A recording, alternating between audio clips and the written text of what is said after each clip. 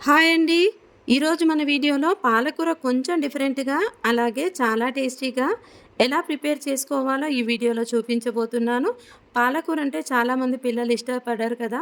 అలాగే పాలకూర మనం రెగ్యులర్‌గా పాలకూర పప్పు, పాలకూర ఉల్లికారం అయితే చేస్తూ ఉంటాం. కానీ అప్పుడప్పుడు కొంచెం కొత్తగా ఇలా ట్రై చేయండి. టేస్ట్ అయితే చాలా బాగుంటుంది. ఈ కర్రీ కోసం నేనైతే 4 పాలకూర కట్టలు తీసుకొని ముందుగానే కాడలతో శుభ్రంగా వాటర్‌లో కడిగేసి ఆ తర్వాత ఇలా సన్నగా కట్ చేసి పెట్టుకున్నాను. ఇప్పుడు కర్రీ ప్రాసెస్‌లోకి వెళ్దాము. స్టవ్ ఆన్ చేసి కడాయి పెట్టి ఒక 2 స్పూన్ల ఆయిల్ హీట్ అయిన తర్వాత ఒక అర స్పూన్ జీలకర్ర వేసేసి అలాగే ఒక 2 ఎండుమిరపకాయలు తుంచి వేసుకోవాలి. నేనైతే ఇక్కడ పచ్చిమిర్చి 12-15 వరకు తీసుకున్నాను. అంటే కర్రీ మొత్తానికి ఈ పచ్చిమిర్చి సరిపోతుందన్నమాట.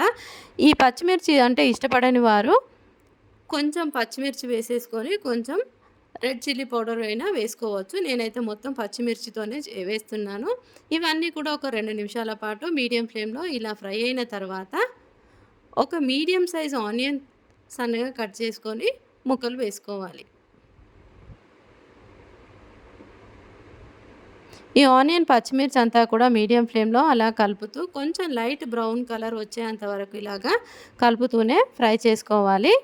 అలాగే ఒక 10 వరకు ఎల్లుల్లిపాయలు పొట్టు తీసినవి సన్నగా తరిగివి కూడా వేసుకోవాలి. ఈ ఎల్లుల్లిపాయల టేస్ట్ అయితే ఈ కర్రీకి చాలా అంటే చాలా బాగుంటుంది. ఇవన్నీ కూడా చక్కగా ఫ్రై అయినాయి కదా!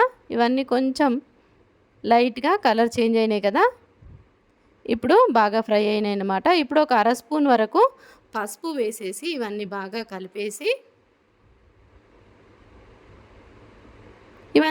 కలిపేసి మనం సన్నగా కట్ చేసి పెట్టుకున్న పాలకూర కూడా ఇప్పుడు కడాయిలోకి వేసేసుకోవాలి. పాలకూర అంతా కడాయిలోకి వేసుకున్న తర్వాత మూత పెట్టకుండా అలాగే ఒక 2-3 నిమిషాల వరకు అలాగే వదిలేస్తే మీడియం ఫ్లేమ్‌లో ఇదంతా ఉడికిపోతుంది. నేనిక్కడ మూత ఎందుకు పెట్టలేదంటే మూత పెట్టడం వల్ల కలర్ మారుతుందని. చూడండి, మూత పెట్టకున్నా సరే ఉడికిపోతుంది. కానీ కలర్ మాత్రం చేంజ్ అవ్వదనమాట. కలర్ చాలా బాగుంటుంది ఇలాగా.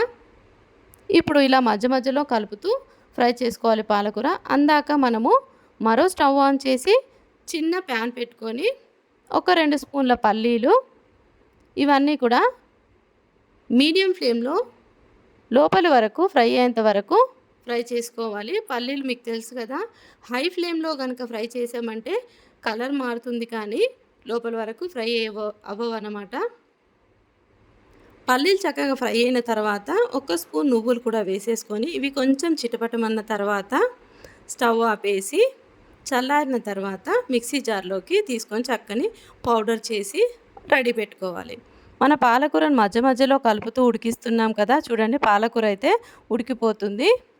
ఇప్పుడు మనం గ్రైండ్ చేసి పెట్టుకున్న పల్లి నువ్వుల పొడి కూడా ఈ కర్రీలోకి వేసేసి ఇవన్నీ లో ఫ్లేమ్‌లో కలుపుతూ ఉడికించుకోవాలి. మనం వేసిన పల్లి నువ్వుల పౌడర్ ఉంది కదా! పల్లి నువ్వుల పౌడరు, పాలకూర అంతా బాగా కలిసేలాగా ఇలా కలుపుతూ లో ఫ్లేమ్‌లో ఉడికించుకోవాలి. ఇదంతా ఒక 3 మినిట్స్‌లో అయిపోతుంది. ఎక్కువ టైం ఏం పట్టదు. ఇప్పుడు ఇలా చక్కగా ఉడికిన తర్వాత మనకు మంచి గ్రేవీ కావాలి కాబట్టి ఒక చిన్న గ్లాస్ వరకు వాటర్ తీసుకొని పాలకూరలో యాడ్ చేయాలి. ఇలా కొంచెం వాటర్ యాడ్ చేయడం వల్ల పాలకూర చక్కటి గ్రేవీలాగా చాలా బాగుంటుంది. రైస్‌లోకైనా చపాతీలోకైనా టేస్ట్ అయితే సూపర్ అంటే సూపర్‌గా ఉంటుంది. తప్పకుండా ట్రై చేయండి మీరైతే. చూడండి, ఒక 3 నిమిషాల్లో ఈ కర్రీ అయితే ఉడికిపోయింది. ఇప్పుడు మన పాలకూరకు సరిపడా సాల్ట్ చెక్ చేసి వేసేసుకుంటే మన పాలకూర అయితే రెడీ అయిపోయింది. ఈ కర్రీ రైస్‌లోకైనా చపాతీలోకైనా చాలా బాగుంటుంది. వీడియో నచ్చితే లైక్ చేయండి. మీ ఫ్రెండ్స్ అండ్ ఫ్యామిలీ మెంబర్స్‌కి షేర్ చేయండి. మన ఛానల్‌ని ఫస్ట్ టైం చూస్తున్న వాళ్ళైతే ప్లీజ్ అండి సబ్స్క్రైబ్ చేయండి. Thanks for watching.